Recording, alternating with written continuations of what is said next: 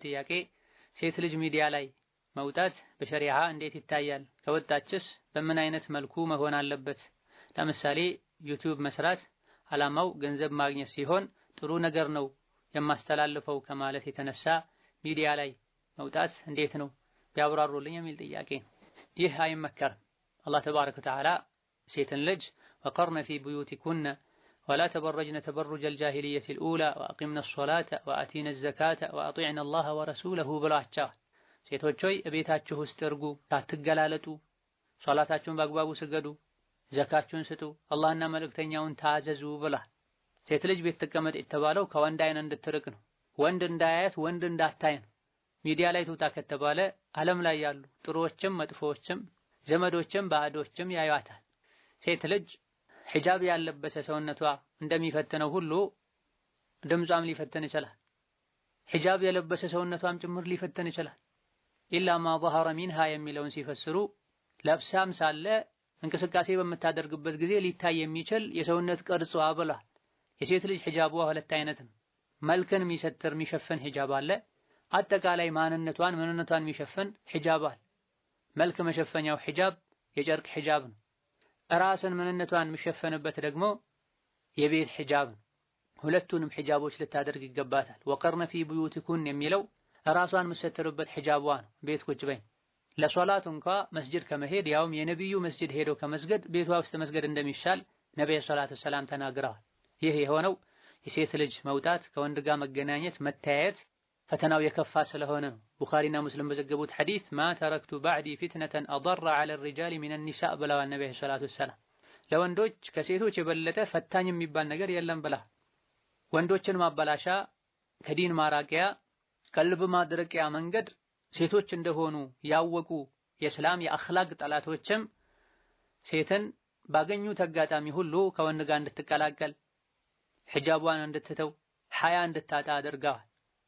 ሚዲያ ላይ እንድትሳተፍም ያደረጉት እነሱ ናቸው። የሚታየው የሚሰማው የሚነበበው ሚዲያ ላይ።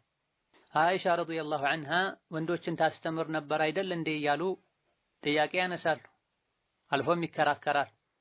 አይሻ ረዲየላሁ ዐንሃ ወንዶች መሃል በወንበር ላይ ቁጭ ብላ አልነበረም ታስተምር የነበረው። እቤቷ ቁጭ ብላ አንዳንድ ሱሐቦች የመጡ ነበር ፈትዋ የሚጠይቁት ያልገባቸውን እነሱ ማያውቁትን ከነቢ ቅርብ ከመሆኑ አንፃር የምታውቀውን ነበር የሚጠይቁት እንጂ ለወንዶችም ይሁን ለሴቶች ቋሚ ፕሮግራም ይዛ የሄደች የወጣች አልነበረም የምታስተምር። ነዓም ሴት ልጅ ባለችበት ቤቷ ውስጥ ሆና የሴቶች መስጂድ ውስጥ ሆና የሴቶች መድረሳ ላይ ሆና ያውም ይሄም ሳይበዛ ሴቶችን ልታስተምር ትችላለች።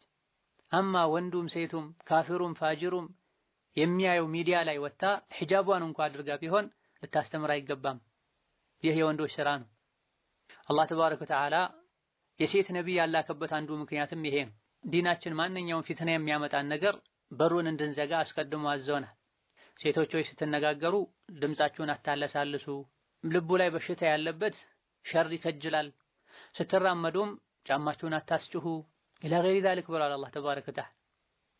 ስትራመድ ጫማዋን እንዳታስጭሁ ተከልክላ ሳለ ሚዲያ ላይ ወጣ እየሳቀች እያሳቀች ተናገር ብሎ ሸሪዓ ይፈቅዳል ማለት በጣም ከባድ።